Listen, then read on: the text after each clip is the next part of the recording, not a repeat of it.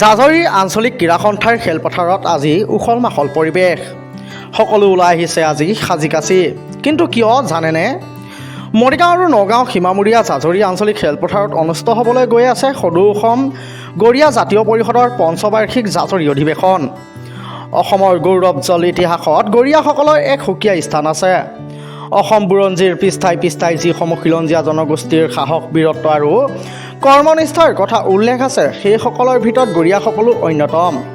আৰু সদৌ অসম গৰিয়া জাতীয় পৰিষদে এইবাৰ পঞ্চবাৰ্ষিক অধিৱেশন অনুষ্ঠিত কৰিবলৈ গৈ আছে।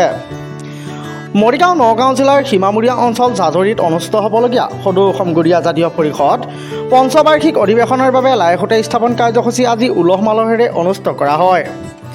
উক্ত লাইখুঁটা স্থাপন কাৰ্যসূচীত মৰিগাঁও, নগাঁও, গুৱাহাটীকে ধৰি বিভিন্ন জিলাৰ পৰা সদৌ অসম গৰিয়া জাতীয় পৰিষদৰ কৰ্মকৰ্তা তথা বিষয়ববীয়াসকল উপস্থিত থকা পৰিলক্ষিত হয়।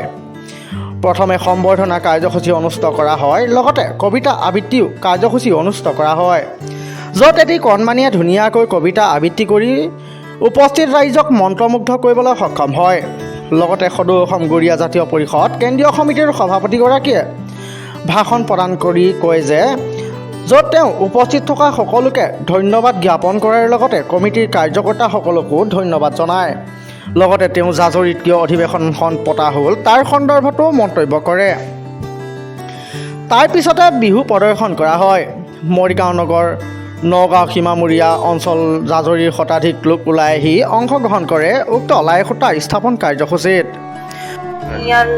সদৌ অসম গৰিয়া জাতীয় পৰিষদৰ জাজৰিত প্ৰথম পঞ্চবাৰ্ষিক অধিৱেশন অনুষ্ঠিত হ'ব। তাৰ কাৰণে আজি আমি লাইখুঁটা স্থাপন কৰিছোঁ। লাইখুঁটা স্থাপন কৰা, লাইখুঁটা মানে যিকোনো এটা কামৰ আগজাননী, শুভ কামৰ আগজাননী। লাইখুঁটা স্থাপন কৰাৰ মূল 5টা উদ্দেশ্য আছে।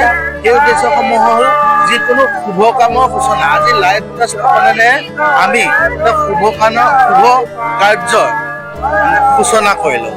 2 নম্বৰ উদ্দেশ্যটো হৈছে এই লাইখুঁটা স্থাপনেৰে অশুভ শক্তি নাশ কৰা আমি কামনা কৰিলোঁ। 3 নম্বৰতে লাইখুঁটা স্থাপনেৰে আমি আমাৰ যিবিলাক পূৰ্বপুৰুষ আছে, পূৰ্বপুৰুষসকলক স্মৰণ কৰিছোঁ আৰু আমি ঐশ্বৰিক শক্তি আল্লাহ ঈশ্বৰৰ পৰা কামনা কৰিলোঁ।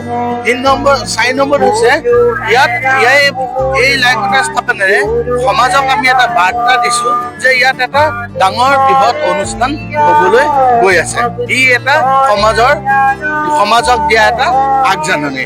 4ৰ্থটো হৈছে সংৰক্ষিত, সুৰক্ষিত আৰু ঐতিহ্য ৰক্ষা আৰু ঐক্য।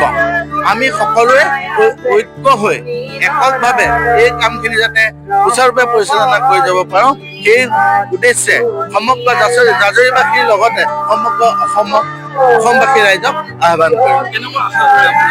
আশা কৰিছোঁ সকলোৱে আমাক সঁহাৰি জনাব। ইতিমধ্যে সকলোৱে সঁহাৰি জনাইছে আৰু ৰাইজে যদি সহায় জনায় নিশ্চয় অনুষ্ঠানটো সাফল্যমণ্ডিত হ'ব। ধৰ্মীয় যি ৰীতি নীতি, এই ৰীতি নীতিৰ মাজেৰে উলহ মালহ পৰিৱেশত লাইখুঁটা স্থাপন কাৰ্যসূচী সফলভাৱে অনুষ্ঠিত কৰা পৰিলক্ষিত হয়। আৰু গাঁওখনৰ প্ৰায় শতাধিক ল'ৰা ছোৱালী একত্ৰিতভাৱে সাজি কাচি ওলাই অহা দেখিবলৈ পোৱা যায়। আনহাতে দেখিবলৈ পোৱা যায় যে পঞ্চবাৰ্ষিক জাজৰি অধিৱেশনৰ প্ৰথম লাইখুঁটা কাৰ্যসূচীত প্ৰায় শতাধিক লোকে অংশগ্ৰহণ কৰা পৰিলক্ষিত হয়। লগতে 3দিনীয়া বৰ্ণাঢ্য কাৰ্যসূচীৰে 23, 24 আৰু 25 জানুৱাৰীত অনুষ্ঠিত হ'বলগীয়া পঞ্চবাৰ্ষিক জাজৰি অধিৱেশনতো কটকটীয়া নিৰাপত্তা বেষ্টনীৰ মাজত অনুষ্ঠিত কৰা হ'ব বুলি জানিবলৈ দিয়ে উদ্যোক্তাসকলে। লগতে দূৰ দূৰণিৰ পৰা আহিবলগীয়া অতিথিসকলৰ বাবে সম্পূৰ্ণ সাজুগুৰি তোলা হ'ব অধিৱেশনস্থলী। মৰিগাঁৱৰ পৰা চন্দন হিৰাৰ ৰিপৰ্ট, লোকেল 18।